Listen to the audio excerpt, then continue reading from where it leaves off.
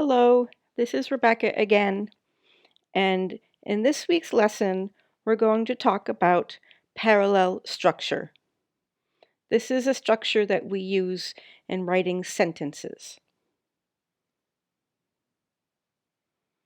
The word parallel means slightly different things in math and in language.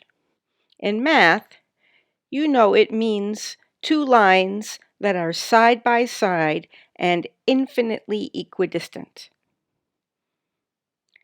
But in language, it means using the same pattern of words to show that they all have an equal level of importance.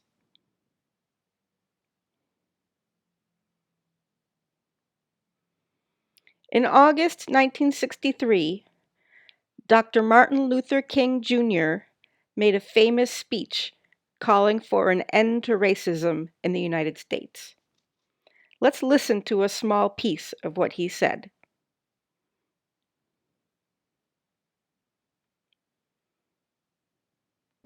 We will be able to work together, to pray together, to struggle together, to go to jail together, to stand up for freedom together. Part of the reason his speech is so powerful is because he uses parallel structure. Listen again while reading and see if you can identify it. So here is the text, and here we will listen again.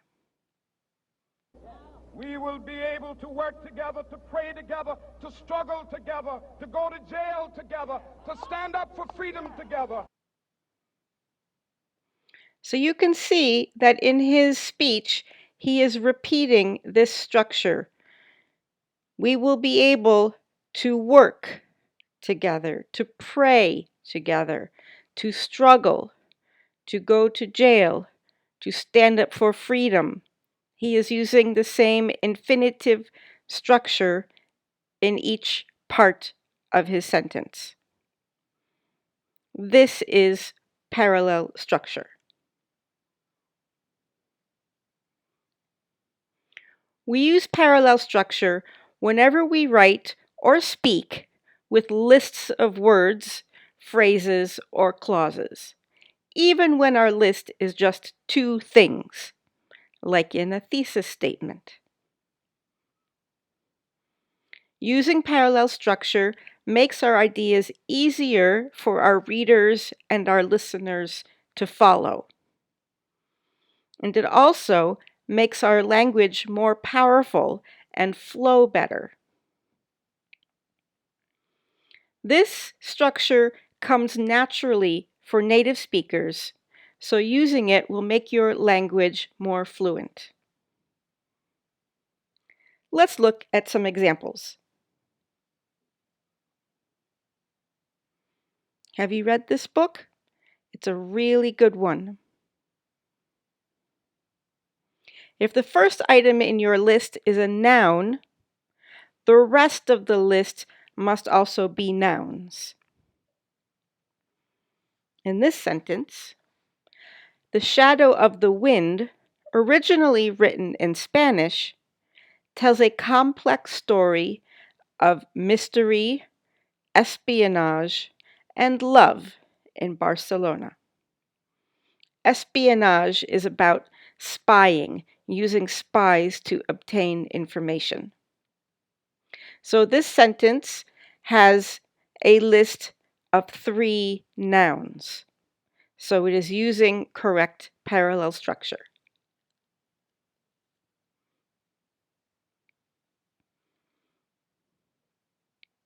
If the first item in your list is a gerund, then the rest of the list must also be gerunds. The Alchemist, a Portuguese tale about a young shepherd, teaches the value of trusting your instincts and following your heart. In the previous one, where we had nouns, it was just one word, one word, one word. Mystery, espionage, and love. But here you can see with the gerund, that it's okay if your parallel structures are a little longer. The value of trusting your instincts and following your heart. We want them to have the same structure.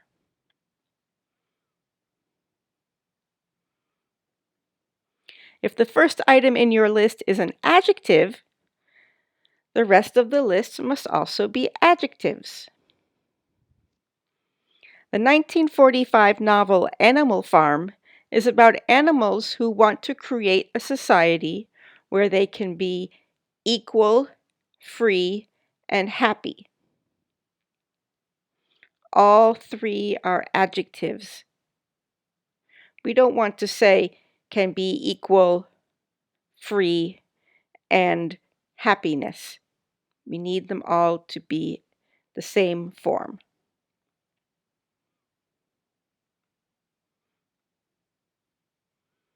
Here's a slightly different example with some parallel time clauses. And it's a quote from The Great Gatsby.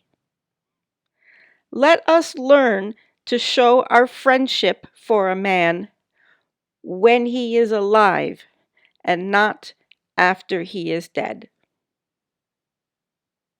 So we have one time clause and then another time clause. And so this parallel structure gives a lot of power to the sentence and to the meaning that is being given.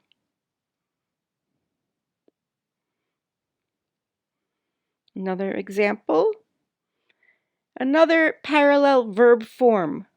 You remember that in the Martin Luther King Jr. speech, those were infinitive verb forms: to work together, to pray together. This is a different verb form, just one example. If I didn't have my parents to think about, I would have given my notice a long time ago, gone up to the boss, and let him know just what I feel. So in this case, we have this would have, and we know this structure requires verb 3. So all three things must be verb 3. Would have given, would have gone, would have let him know. Even if the meaning of this grammar is unclear for you right now, you can still see that the structure is the same in all three sections.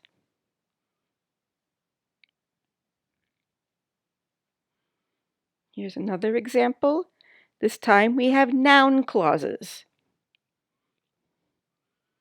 Published in 1989, this book started a trend of self-help books that showed people how to break bad habits, what to do to succeed, and who they could become. So we have 3 parallel noun clauses. Note that it doesn't have to be 3. It could be 2, it could be 4. As long as you have any kind of a list, you want a parallel structure. And one more. This one shows parallel prepositional phrases. Also made into a film, Life of Pi relates a wondrous and surprising tale of surviving in a lifeboat on the ocean and with a tiger. So we have a prepositional phrase, another prepositional phrase, and a third prepositional phrase. So let's do a little practice. I have 2 sentences here. Read them to yourself and decide which sentence is using correct parallel structure. And then, what type of parallelism is it? Is it using nouns or verbs or gerunds or something else? So pause the video and read the sentences and decide for yourself which one is correct.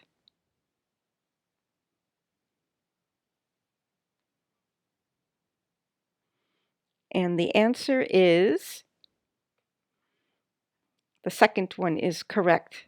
We had here, for their first anniversary, Dennis bought Miranda both a dozen roses and a box of chocolates. This is parallel noun forms using the both and structure. So we have a noun here and we have a noun here. This one is wrong because after the both, we need both one thing and another thing. We don't want another verb in here. So this verb added in here makes it not parallel.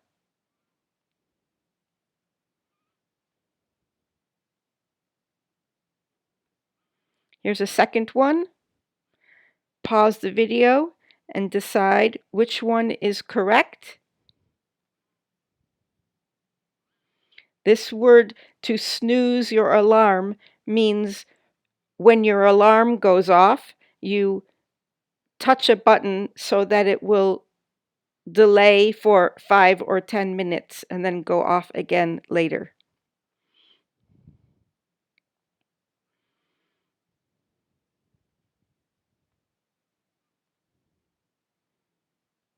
Okay, so which one do you think is correct? It is the top one. And it is using verb forms. In this case, they are all present simple verbs. Every morning, David snoozes, present simple, his alarm. David rolls over in bed. And David sleeps for 10 more minutes before he finally gets up. Notice that your list does not have to be the last thing in your sentence. It can be in the beginning, in the middle, or at the end, depending on how you write your sentence. But this one is incorrect because here we have present simple. And the second one had present continuous, so that's not parallel. And the third one is wrong because we have a new subject here. The subject is no longer David. Now we have 10 more minutes. That's a new subject we're adding, so that makes it not parallel. Here's one more. Now we have 3 versions. One of them is incorrect, and 2 of them are correct, but in a different way. So pause the video and read the sentences and decide which ones are correct.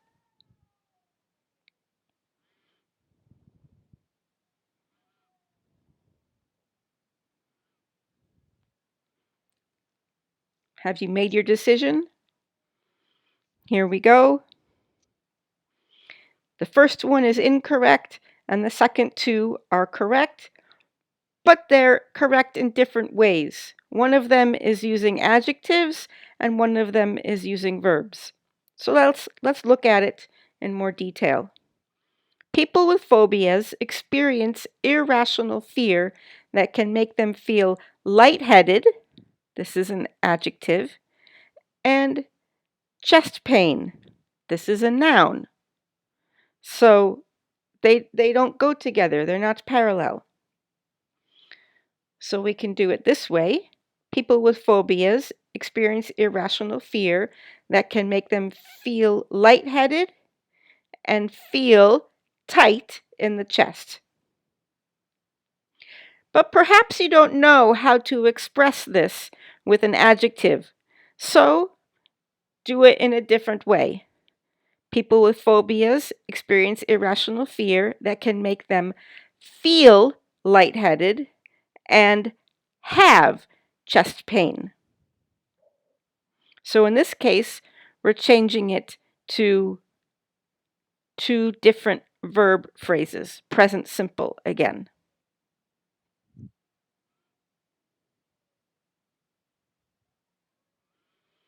For academic writing, parallel structure can be used in any type of sentence. So any sentence in your essay can have parallel structure in it. But parallel structure is especially important in thesis statements because they are a key part of the essay, as you know, and they always have a list of 2 subtopics, as I'm sure you know. So let's look at some examples of thesis statements that have parallel structure. And you may recognize these from earlier videos. To start, let's look at one using noun phrases.